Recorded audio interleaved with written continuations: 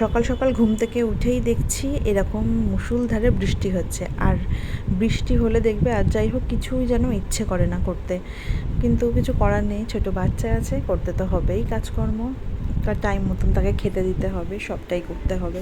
তো সকালবেলা ঘুম দিয়ে উঠেই ড্রাই ফ্রুটসগুলোকে প্রথমে একটু আমি ভেজে নিয়েছিলাম, কারণ ওর জন্য যে বাদামের গুঁড়োগুলো আমি করে রাখি, তো সেটা শেষ হয়ে গেছিলো আর কি। তো সেই জন্য সেটাই প্রথমে আমি করে নিয়েছি। আরও ঘুম থেকে ওঠার পর ওকে একটু দুধ মুড়ি দিয়েছিলাম। আমি দুধ মুড়িতে সাধারণত এইভাবে গুঁড়ো করে দিই, এতে বেশ একটু থকথকে ব্যাপার হয়।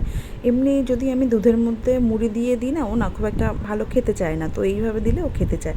আর দেখেছো কি দুষ্টু হয়েছে, ও ঘুম থেকে ওঠা মাত্রই দুষ্টুমি শুরু করে দেয়। তো যাই হোক, ওর সাথে গান করে, কবিতা বলে, গল্প করে না খুব সুন্দর একটা সময় কিন্তু আমরা দুজনে সকালবেলা উঠে কাটাই। এতে করে ওরও ভালো লাগে আর আমারও খুব ভালো লাগে। তো তারপরেই আমি ওর জন্য চলে গেলাম রান্না করতে। আজকে ওর জন্য বানাবো ডিমের ঝোল। তো প্রথমেই ডিমটাকে আমি ভেজে নিয়েছি। এখানে 2টো ডিম আছে, 2টো ডিম ওকে দেবো না, একটা আমার জন্য আর একটা ওর জন্য আর কি।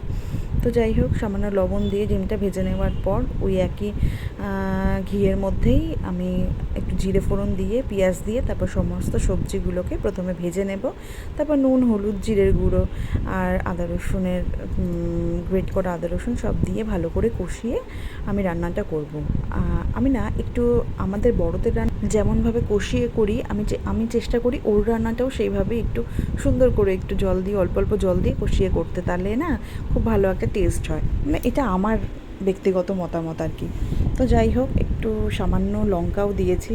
ও এখন একটু যেহেতু বড় হচ্ছে, তাই জন্য একটু লঙ্কাও দিই, কারণ ভালো লাগে। আমার মনে হয় একটু হালকা ঝাল ঝাল লাগবে, যদিও এতে খুব বেশি ঝাল কিছুই লাগে না, তাও দিলাম।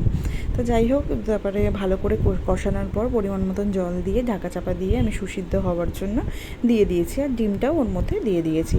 এদিকে মা এসেছিল, মা এসে ওর সাথে সুন্দর একটা সময় কাটাচ্ছিল, গান দেখছিল, গল্প করছিল। তো রান্নাটা কমপ্লিট হয়ে গেছে।